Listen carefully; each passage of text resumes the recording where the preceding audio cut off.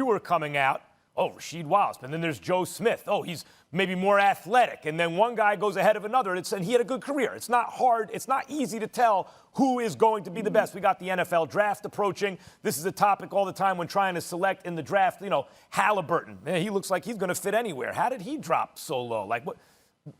Can you give us any insight, just from your own personal experience, when you're looking at a draft? How do you know? How do you pick which guy, as having been through it yourself, where some guy hopped up ahead of you based on stuff that didn't pan out that way? How do you pick? Like, what do you look for to know who's going to turn out to be the best pro?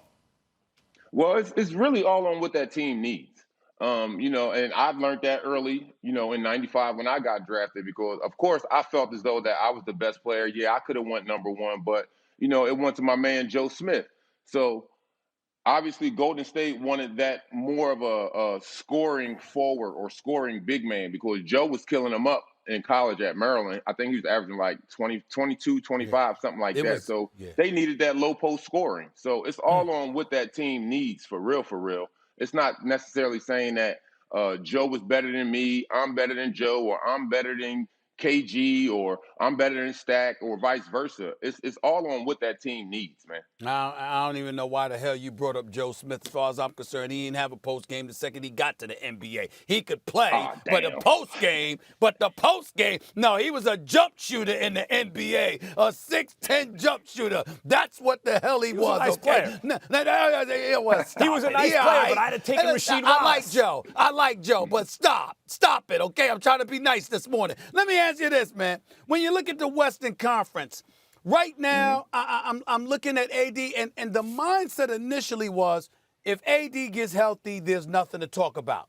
But I must confess, Clippers seem on a mission. Max just brought up the Suns. I can't ignore Utah.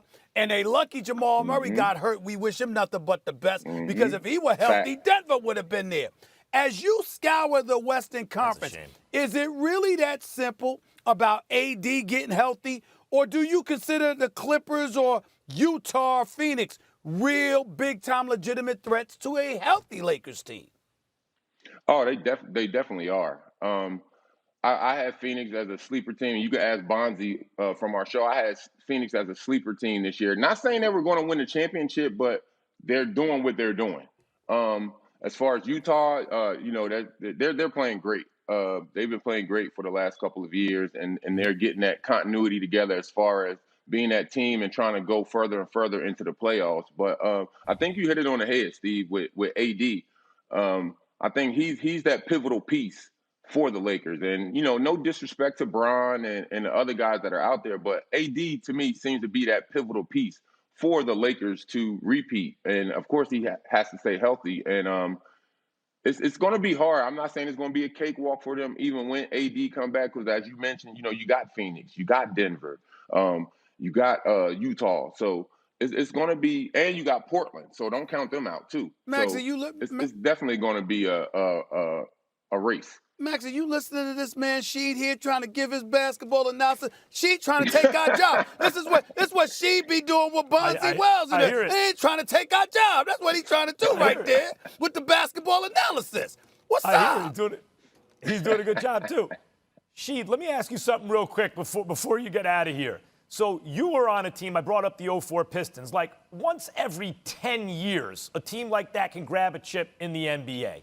But almost always, it's the team with the multiple super-duper stars, with the multiple MVPs. The Lakers, if they're healthy last year, or the Nets, if they're healthy this year, or teams like that. So having been on a team where it all came together, like you guys did it, the Mavericks did it around Dirk Nowitzki.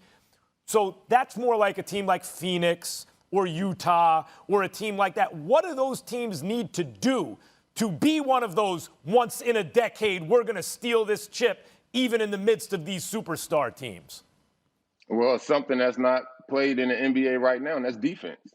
You know, that's what we hung our hat on. That 04 Pistons team, we hung our hat on defense from day one when I got traded there.